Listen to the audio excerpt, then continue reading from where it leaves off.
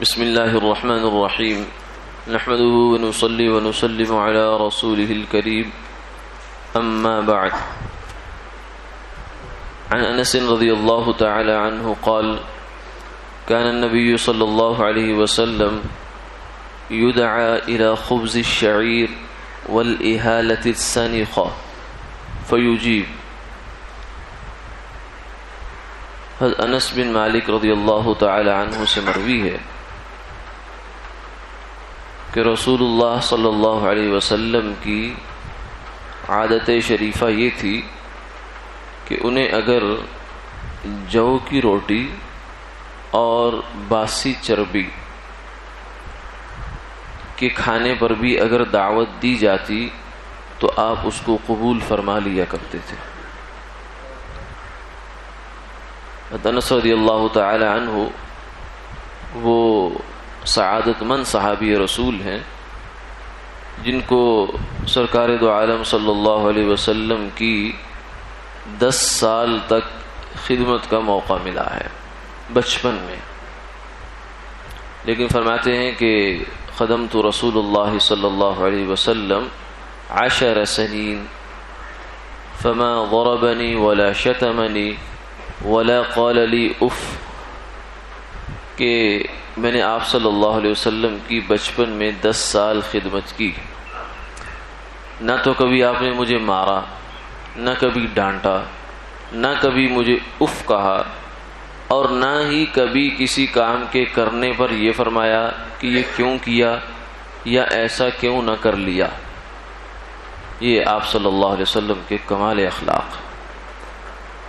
انہی کمال اخلاق کا ایک نمونہ آج کی اس حدیث مبارکہ میں بھی ہے.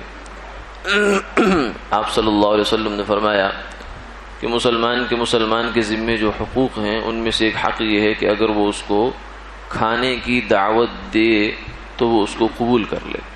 یعنی اگر کوئی معقول عذر شرعی نہیں ہے تو کھانے کی دعوت اس کو قبول کرنی چاہیے. لیکن یہاں دعوت سے مراد یہ نہیں ہے کہ وہ کھانا بڑا پرتکلف ہو، کئی قسم کے انواع و اقسام کے اس میں دسترخوان پر کھانے چنے گئے ہوں تو وہی دعوت ہے. نہیں، بلکہ دعوت ہر وہ کھانا ہے جس کے آنے پر دوسرے مسلمان کو بلایا جائے کہ آؤ آ کر کھانا کر لو. تو آپ صلی اللہ علیہ وسلم کا معمول مبارک اپنا یہ تھا کہ اگر کسی غریب آدمی نے بھی، کسی کم حیثیت آدمی نے بھی جس کے پاس مالی تنگی ہے، حالات میں وسعت نہیں ہے، جو کی روٹی کی دعوت کر دی. اب جو کی روٹی اس زمانے میں بھی وہ روٹی تھی کہ جو تقریباً سب سے نچلا درجہ کھانے کا بنتا تھا، اور دوسری جانب چربی ہے، لیکن چربی بھی وہ ہے جو باسی ہے، یعنی اتنا عمدہ کھانا یہ شمار نہیں ہوتا. تو آپ صلی اللہ علیہ وسلم اس دعوت کو بھی قبول فرماتے تھے. کیوں؟ اس لیے کہ دعوت دینے والے کی جو دعوت قبول ہوتی ہے اصل میں وہ کھانا نہیں قبول ہوتا بلکہ اس کا جذبہ ہوتا ہے. تو جو سرکار دو عالم صلی اللہ علیہ وسلم کو بلا رہا ہے وہ کتنی محبت سے بلا رہا ہے. اس لیے فرمایا ان اللہ لا ينظر الى صورکم واموالکم ولکن ينظر الى قلوبکم واعمالکم. اللہ تعالیٰ تمہاری صورتوں کو نہیں دیکھتے، تمہارے مالوں کو نہیں دیکھتے، اس کی نگاہ تو تمہارے دلوں پر اور تمہارے جذبات پر ہوتی ہے کہ کوئی آدمی یہ کام کس جذبے سے کر رہا ہے.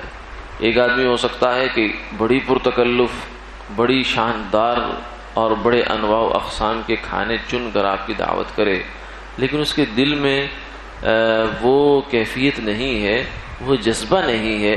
جو ہو سکتا ہے کہ بالکل جھونپڑی والا اور بالکل غریب آدمی بالکل سادہ سے کھانے کی دعوت کرے اور اس کے اندر وہ جذبہ ہو، اور وہ بیچارہ بہت شکر مند ہو کہ میری دعوت کو قبول کیا گیا. تو آپ صلی اللہ علیہ وسلم تو چونکہ کمال اخلاق پر تھے، وَإِنَّكَ لَعَلَىٰ خُلُقٍ عَظِيمٍ، تو آپ کسی آدمی کی دل شکنی نہیں فرماتے تھے بلکہ ایسی دعوت کو بھی قبول فرماتے تھے. پھر ایسی دعوت کے قبول کرنے کے بعد یہ بھی ضروری ہے کہ اس دعوت کو دل و جان سے قبول کیا جائے. یہ نہیں ہے کہ ظاہر میں تو چلے گئے لیکن پھر آ کر لوگوں کو بتانا شروع کیا کہ ہم تو سمجھے تھے بڑی دعوت ہوتی، لیکن وہاں جا کر دیکھا تو وہاں تو یہ کھانا تھا، یہ کھانا تھا۔ یہ سب باتیں اخلاق سے گری ہوئی ہیں۔ صحابہ کرام رضوان اللہ علیہ مجمعین کے زمانے میں اس بات پر ان کی آپس میں جو ہے اختلاف رائے ہو جاتا تھا، بحث ہوتی تھی کہ اگر ایک بندہ دعوت پر گیا ہے، دوسرا بندہ اس نے دعوت کی ہے، یا مہمان بن کے گیا اور پہلا آدمی میزبان ہے، اس نے جو کچھ میسر تھا اپنی استطاعت میں لا کر سامنے رکھ دیا۔ اب وہ جو آنے والا مہمان ہے اس نے اس کو کمتر جانا، یا جس نے رکھا اس نے کمتر جانا۔ تو صحابہ کے درمیان، تابعین کے درمیان یہ بحث تھی کہ یہ دونوں آدمی گناہگار تو ہیں، لیکن ان میں سے کون ایسا آدمی زیادہ بڑا گناہگار ہے؟ یہ قابل غور بات ہے کہ وہ میزبان جس نے اپنی پیش کی ہوئی چیز کو حقیر سمجھا، یا وہ مہمان جس نے اس کی پیش کی ہوئی چیز کو حقیر سمجھا، معمولی اور کمتر سمجھا۔ تو یہ اس لیے کہیں مہمانی کے لیے جانا ہو یا کہیں دعوت کا کھانا ہو تو اس میں اس پہلو کو ضرور ملحوظ رکھنا چاہیے۔ ہماری نظریں عام طور سے ظاہر پر ہوتی ہیں کہ ظاہر میں اگر کوئی اچھا ہے تو اچھا ہے، نہیں، اصل میں دل کے جذبوں پر بھی نظر ہونی چاہیے۔ اللہ تعالیٰ عمل کی توفیق عطا فرمائے۔